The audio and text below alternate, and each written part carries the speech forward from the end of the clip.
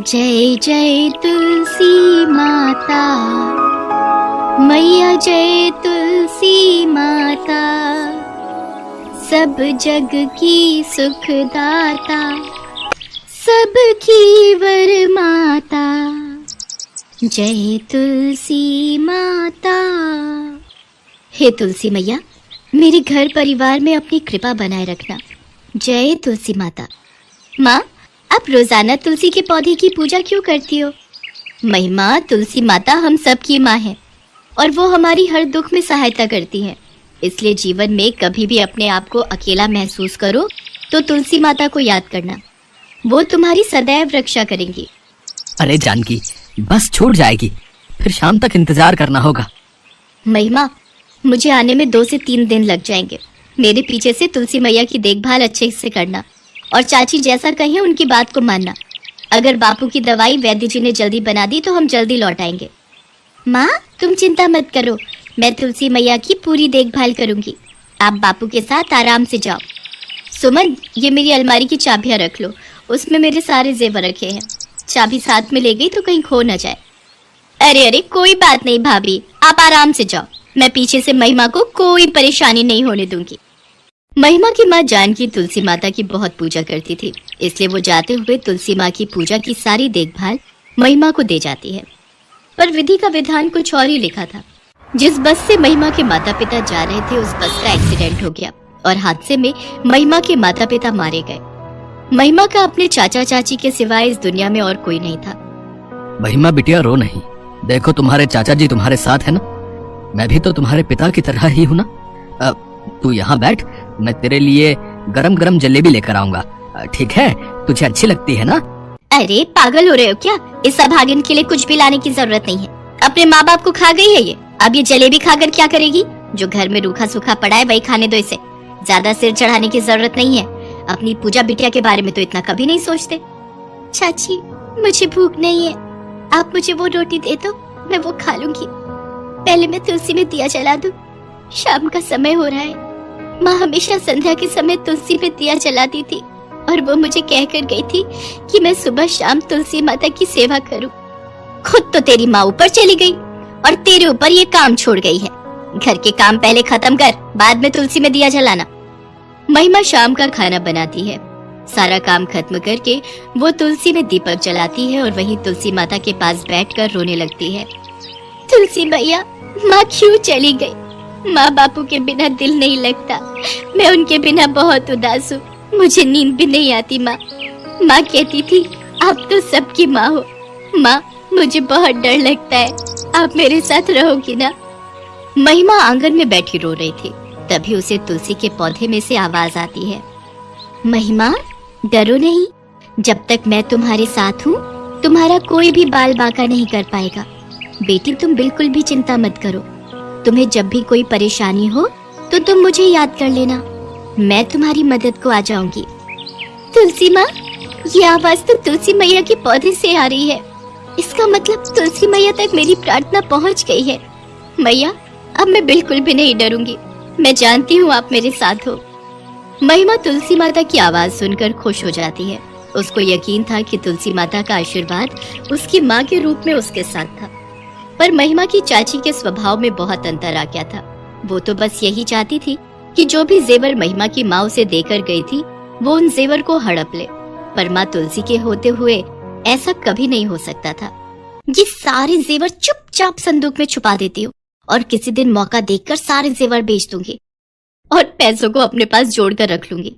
ये पूछेंगे तो बोल दूंगी चोर चुरा कर ले गया। महिमा की चाची सारे जेवर संदूक में बंद करके ताला लगा देती है। महिमा, ओ महिमा, कब से तुझे आवाज लगा रही हूँ? मैं बाजार जा रही हूँ, मेरे लौटने तक सारे कपड़े धोकर आंगन को अच्छे से लीप देना और दोपहर का खाना बनाकर रख देना। कोई भी काम रहा ना तो तेरी खैर नहीं। मुझे तो मिट्टी से आंगन लीपना आता ही नहीं, मैंने ये काम कभी नहीं किया चाची। बड़ी आई काम के बहाने ढूंढने वाली, जैसे मर्जी कर, पूरा आंगन अच्छे से लीपा होना चाहिए। महिमा को सारे घर का काम देकर उसकी चाची अपनी बेटी के साथ बाजार घूमने चली जाती है। हे तुलसी माँ, मेरी मदद करो, मुझे आंगन लीपना नहीं आता, चाची आकर बहुत मारेगी। महिमा रोने लगती है। तभी उसके सामने तुलसी माता प्रकट होती हैं और एक साधारण स्त्री का रूप ले लेती हैं। बेटी, तुम चिंता मत करो, लाओ मिट्टी दो, मैं तुम्हारा पूरा आंगन लीप देती हूँ। माँ, मैं जानती थी आप मेरी मदद को जरूर आओगी। साधारण स्त्री के रूप में माता तुलसी मुस्कुराने लगती हैं। कुछ देर बाद महिमा देखती है माँ तुलसी ने कुछ ही पलों में सारा काम खत्म कर दिया। माँ, आपने तो सारा काम चुटकियों में ही खत्म कर दिया। अब चाची मेरे ऊपर गुस्सा नहीं करेंगी। बेटी, अब तुम थोड़ी देर आराम से सो जाओ। महिमा वही तुलसी के पौधों के पास सो जाती है और देवी तुलसी अंतर ध्यान हो जाती हैं। महिमा की चाची जब घर आकर सारा काम निपटा हुआ देखती है तो वो हैरान रह जाती है। अब वो रोजाना कठिन से कठिन काम महिमा को देकर जाने लगी, पर तुलसी माता आकर सारा काम कर देती थी।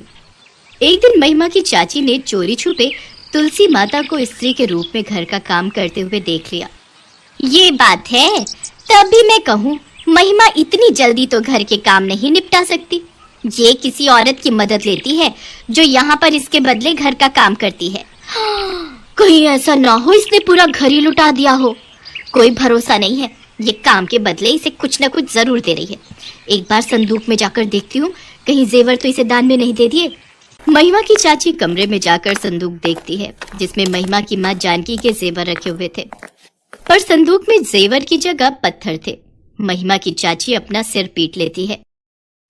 हे राम, मैं तो लुट गई, बर्बाद हो गई। सुनो जी, जेठानी जी के सारे जेवर चोरी हो गए। जरूर इस महिमा ने उस औरत को दे दिए जिससे ये चोरी छिपे घर के काम करवाती है। इसे बोलो उस औरत को बुलाए। वो कहाँ रहती है? चुपचाप चोरी किए हुए सारे जेवर वापस करेगी। महिमा, तुम्हारी चाची किसके बारे में बात कर रही है? और सुलोचना घर का काम किसी और से करवाती है, तो फिर तुम क्या करती हो? घर के काम तो तुम्हें करना चाहिए ना। मुझे कुछ भी समझ में नहीं आ रहा है। चाचा, चाची सारा दिन घर के काम मेरे से करवाती थी। मेरे से अकेले सारे काम नहीं हो रहे थे। मुझे कुछ काम करने ही नहीं आते, इसलिए मैंने तुलसी माता को बुलाया। चाची जिनके बारे में कह रही है वो तुलसी माता है, वही रोजाना मेरी मदद को आती हैं। देखो देखो, ये किसे बुद्धू बना रही है। भला तुलसी के पौधे में से भी तुलसी माता बाहर आ सकती है? ऐसा कभी हो ही नहीं सकता। ये तो पागल हो गई है या किसी के कहने पर ऐसा कर रही है। इससे पूछो कि सारे जेवर कहाँ हैं। ना जाने इसने किसे दे दिए। सबसे पहले तो उस औरत को बुलाए, इसको बोलो अभी अभी के अभी बुलाए। हे तुलसी मैया, चाची को विश्वास नहीं हो रहा कि आप मेरी मदद को आती हो। माँ, आओ ना, मेरी मदद करो। चाची को बताओ मैंने आपको कोई गहने नहीं दिए हैं। हे तुलसी माता, मेरी मदद करो। महिमा रोने लगती है। तभी तुलसी के पौधे में से माँ तुलसी प्रकट होती हैं। घबराओ नहीं महिमा बेटी, मेरे होते हुए तुम्हें कुछ नहीं होगा। सुलोचना, तुम्हारे मन में लालच में देख सकती हूँ। तुमने एक भोली भाली बच्ची पर कितने अत्याचार किए हैं। मैं इसका दंड तुम्हें अभी दे सकती हूँ।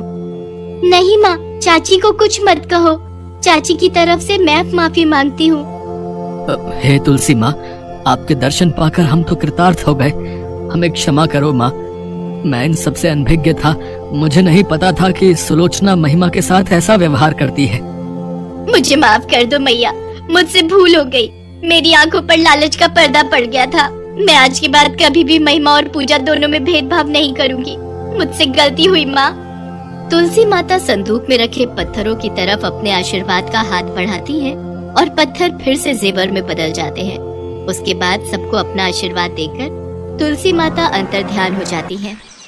उस दिन से महिमा की चाची भी तुलसी माता की सेवा में लग जाती है। माँ तुलसी के आशीर्वाद से महिमा के जीवन में सब कुछ ठीक हो जाता है।